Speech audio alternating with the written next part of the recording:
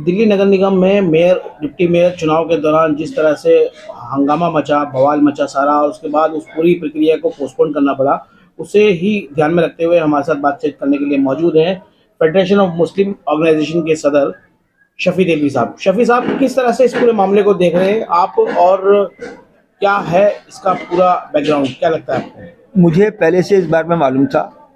अचानक क्योंकि शहर में जो अफवाह चल रही थी, जिन लोगों में उठना बैठना होता है, पॉलिटिकल लोग इधर उधर बैठते हैं, तो शहर में अफवाहें गर्दिश कर रही थी। मैंने इस सिलसिले में केजरीवाल जी को भी खत लिखा था कि कारपोरेशन के एमसीडी में mayor deputy mayor standing committee के चुनाव में कोई गड़बड़ हो सकती है। भाजपा वाले कोई ना कोई गड़बड़ जरूर करेंगे, वो साजिश रच रहे हैं, और उनकी असल साजिश ये है कि माइनॉरिटी के लोगों को यहाँ से बाहर रखा जाए।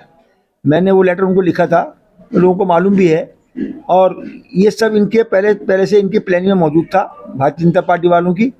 और इनकी बहुत सारी प्लानिंग है। एक प्लानिंग इनकी ये भी है कि दिल्ली में असेंबली को ख़त्म कर दिया जाए और दोबारा से मेट्रोपोलिटन लगाई जाए, और सारे पावर जो है सेंट्रल गवर्नमेंट के हाथ में रहे। आज गवर्नर को जो ये कर रहे हैं, मैं समझता हूँ ये प्रैक्टिस है उस काम की जो ये बाद में करने वाले हैं असेंबली ख़त्म करके।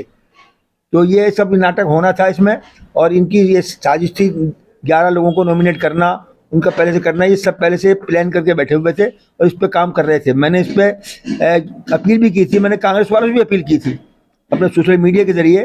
मैंने कहा था कांग्रेसियों से कि आप वो इस चुनाव के अंदर अगर जनता के बीच में खड़े होना है सुरखरू होकर, या तो आप खामोश रहें, या फिर भारतीय जनता पार्टी को फ़ायदा पहुँचाने का कोई काम ना करें, खामोशी इख्तियार ना करें, इलेक्शन का बाइकाट ना करें, बल्कि या तो खुल के कहें कि हम सेकुलर ताकतों के साथ हैं, सेकुलर फोर्स के साथ हैं, या हम कम से कम भाजपा के खिलाफ हैं।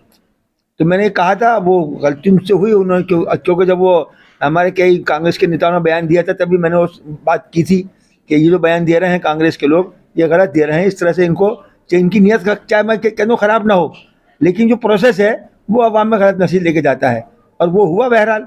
अब वो घर में चल रहा है। अब पब्लिक बेवकूफ़ है, पब्लिक रोज़ मज़े लेगी, सोशल मीडिया पे देखेगी, व्हाट्सएप पे देखेगी, यूट्यूब पे देखेगी, वो देखती रहेगी, तबसरे करती रहेगी, और राजनीति अपना काम करते रहेंगे। अच्छा शफी साहब, एक चीज़ और, इस दौरान इन दो दिनों में काफ़ी उथल पुथल हुई है, राजनीतिक जो हलचलें मच रही हैं, इसमें जिस तरह से एलजी को पावर दी गई है। अब दिल्ली हज कमेटी की अगर मैं बात करूँ, दिल्ली हज कमेटी की तश्कील होने की काफ़ी दिन से लंबित पड़ी थी, वो कल अचानक से एक उनका जो चिट्ठी आती है एलजी की हाथ की, उसमें जो है गौतम गंभीर जो पूर्वी दिल्ली सांसद हैं उनको मेंबर बनाया है। इसके अलावा जो नाजिया दानिश हैं उनको मेंबर बनाया है, कांग्रेस की जो निगम पार्षद हैं। इसके अलावा और भी चीज़ें हुई हैं, उसमें एमएलए अब्दुल रहमान है, एमएलए जो है मुस्तफाबाद के, वो उसमें शामिल हैं। आप इसे किस तरह से देख रहे हैं? देखिए, ऐसा है, पॉलिटिक्स में पोलराइजेशन होता रहा है और होता रहेगा। पॉलिटिक्स नाम का पहले जो पी है ना, उसका वर्ड ही पोलराइजेशन है, और इसमें हज एक्ट के तहत बॉडियाँ बनती चाहिए और बनती हैं। अब उसमें कौन इसका अहल है? सारे कौंसलर तो उसके अहल नहीं हो सकते, सारे उसमें जो सोशल मीडिया कॉज के लोग हैं और क्या कहते हैं मजहबी फील्ड से लोग हैं, शायद उस काबिल नहीं हो सकते। अच्छा, सबकी अपनी अपनी मैनिपुलेशन है, कहीं ना कहीं किसी के तार जुड़े हुए हैं।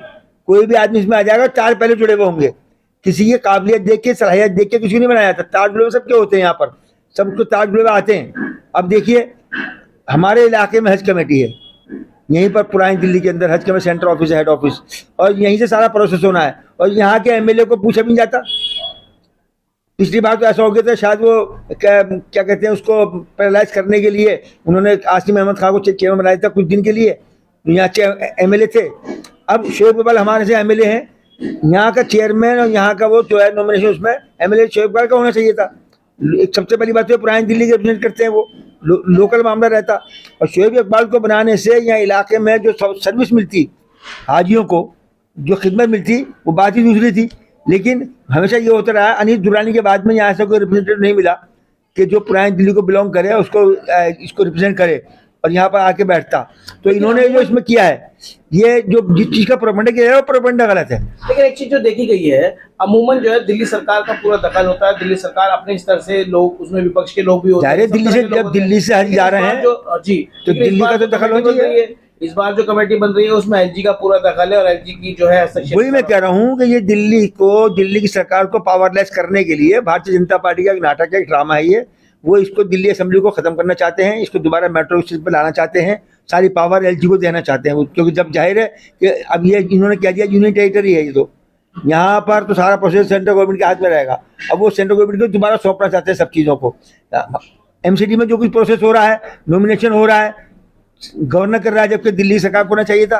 वहाँ पर जो नॉमिनेट होते हैं, एल्डरमैन जो बनाना चाहिए थे, एलजी बना रहा है। तो ये पावरलेस कर देने वाला अमल है दिल्ली सरकार में। आम आदमी पार्टी दिल्ली सरकार है, यहाँ पे केजरीवाल को पावरलेस करने के लिए भारतीय जनता पार्टी नाटक कर रही है।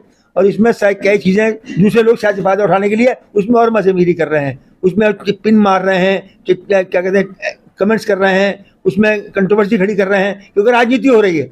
पब्लिक बेवकूफ़ से पब्लिक है, ये राजनीति करते रहेंगे, हम बेवकूफ़ बनते रहेंगे सब बैठे हुए।